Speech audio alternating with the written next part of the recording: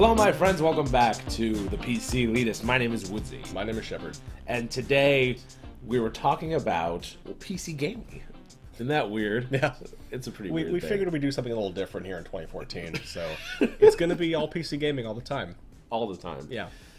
So we have I found this news story. This just came out today of this, the day of this recording. Yes, January 3rd. I read it earlier today. For those keeping track at home. That's right.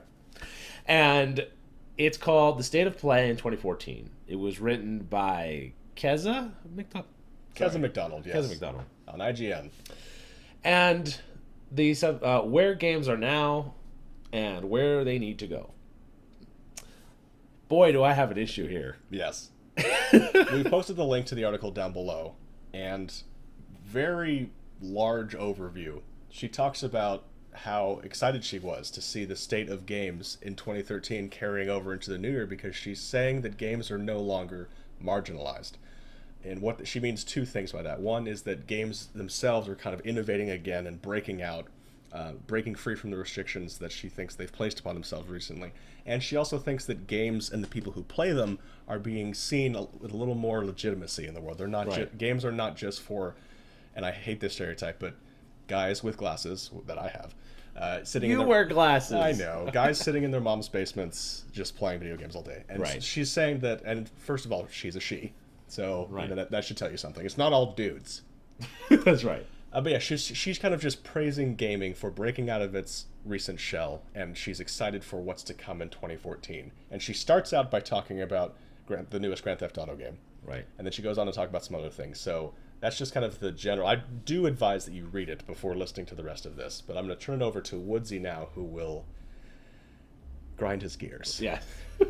Go for it. So basically, if you read the very first two sentences of this article, she sets up a premise. The first paragraph, really. The first paragraph, she sets up a premise that there's a lot of exciting things happening in gaming right now. There's new consoles, and that games like GTA 5 are as amazing as they are. She's got a love affair with this game. Mm-hmm. Whether she loves GTA 5 is not the point of this whatsoever.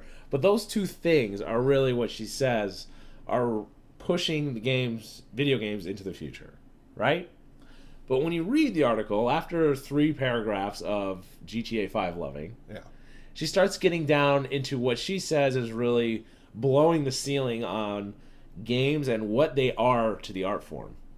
You know, what we think of games, when we think of video games, what they can accomplish, what they can be mm-hmm. emotionally and in the way of storytelling and all this stuff, ecumenically, right. Scatologically. Not scatologically. Those are words. I know, yes. But not scatologically. Oh, for pertaining to the end of the world? Sorry, go ahead. Anyway, so she gives a list of games, and among that list, she named about 6 or 7 games. 2 of them were iOS games, and the rest are all PC games. And when I say PC games, I mean they started out on PC. They're either PC exclusive currently. They yes. started out on PC and have been ported. Right. Or they really could not have been made without the PC as a platform. Well, exactly. And I'm reaching a point where this is where I think now that PC is coming back, and I think it's very strong right now, that I want to defend games that, never mind, no, scratch that. I want to label games that their genesis came from the PC, that's a PC game.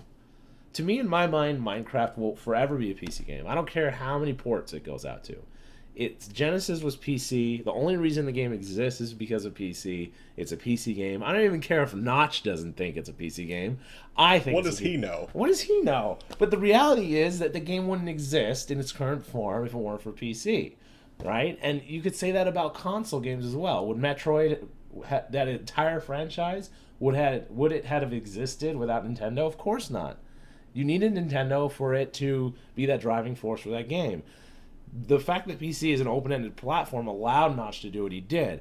So the fact that this is why we started the channel. This is why it's so good for 2014, because this is why we started the channel. This is just elementary logic and honesty.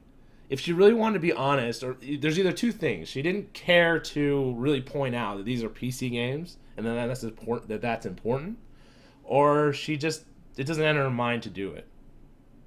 I don't know. I don't know which one.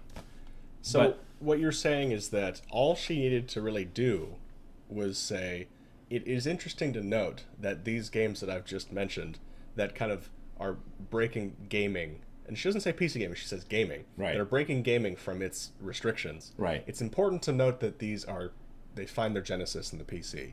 Right.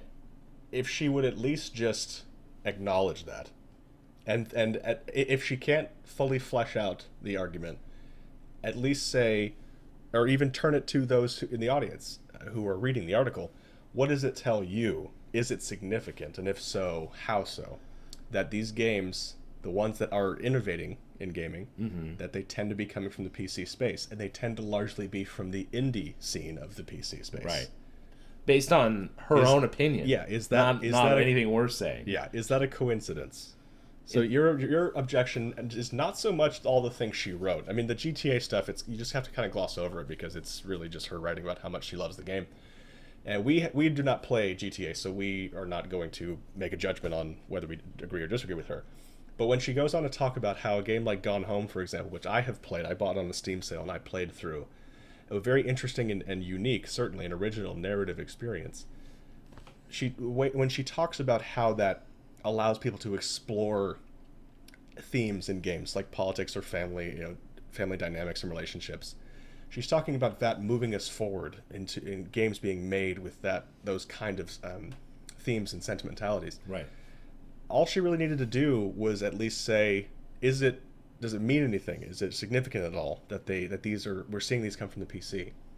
At least ask the question. If you want to say no, it's purely coincidental, or if you want to make the argument no, we'll meet you on that playing field and we'll have the conversation.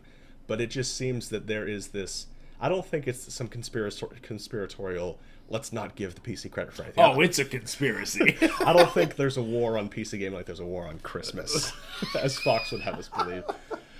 In large part. I just think that to a lot of people, they're not as sensitive to it as we are. Right. Because we're PC gamers, so we're looking for these kind of things. And we have this perspective where we realize that. But we do also agree, and we feel that you can put biases aside and say, isn't it interesting that all of these games seem to be coming from the PC, at least first?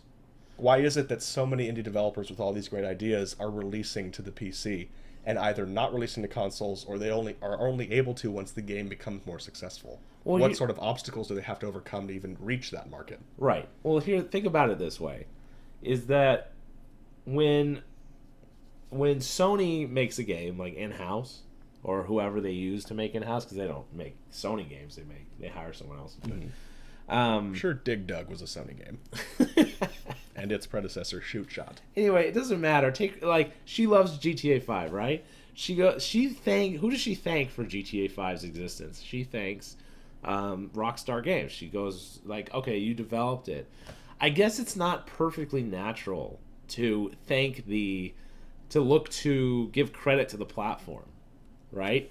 She didn't say, like, isn't PlayStation 3 or 4 awesome, whatever she played the game on, because it has this game. But when you look at exclusives, they do that. You know, they say Sony had great exclusive, Microsoft had great exclusive, Nintendo has great exclusives, and Nintendo does make games in-house. And they go, Nintendo made a great game. And when they do, it's like, when you play the game, you can't help but think, this is a Nintendo game. Right. In the same way when you play certain PC games, this is a PC game. Right, and even though, because there's no direct person that you can point to and say, thank you, PC Gaming, for having the ability to be an open platform, it still is a community of people. Without the PC Gaming community, there wouldn't be... It's a tough thing because it's so nebulous. Mm-hmm. But I still think we should demand as a community that people acknowledge that the platform of choice that we use for gaming is significant because it allows these types of great experience to exist. Mm-hmm. And it frustrates me when it just goes without credit. You don't even mention it. And I think that's the biggest problem we had. Like if she had just said, thanks to thanks to the open nature of PC gaming, these games exist. Both for great game creation and for distribution. Right. That's it. That's all, like, just one line. And then the rest of her opinion, then I wouldn't have an issue, because it's just mostly her just opinion. Yeah, this wouldn't be a Friday night discussion. It would be in next week's Week in Review. But I'm feeling a bit more protective about it, because now that there's some very legitimate benefits, because 6 years ago, PC gaming didn't have legitimate benefit, like these really straightforward benefits that you could see that were really tangible, because the PC had the ability, but a lot of developers were just kind of ignoring it because you get pirated, or they, for some reason, they felt there wasn't a good platform which released games, and now you have Steam. So Steam deserves some credit. But again, where we all define ourselves as PC gamers, we don't define ourselves as Steam gamers, we don't define ourselves as anything else. Mm-hmm. So I just think it's sad that, she's a writer, her focus is on video games. You should have that understanding. You should have that understanding. Mm-hmm. That's it. Just credit where credit's due. That's all. It's my big issue. It's not much to ask. To some. As always, we turn it over to you. What do you think, not just about the specific points we've made here, but anything you think we missed or didn't cover? Any responses you have to really anything, up to and including what you think the state of gaming is in the last year for 2013, and what you are looking forward to in 2014. Not just the games themselves, but are there any trends or things that you're seeing that you're looking forward to? We are very interested in knowing if the things we think we're seeing are the same as things that you think you're seeing.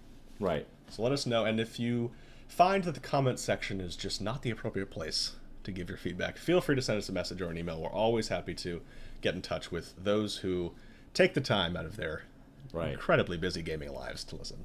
And if you want Woodsie to give Sean gold stars, then you thumbs up this video or subscribe. Every one of those gets Shepherd a hug. So, just letting you know that. Please, I like hugs. My name is Woodsie. My name is Shepherd. This is the ThePCelitist signing out.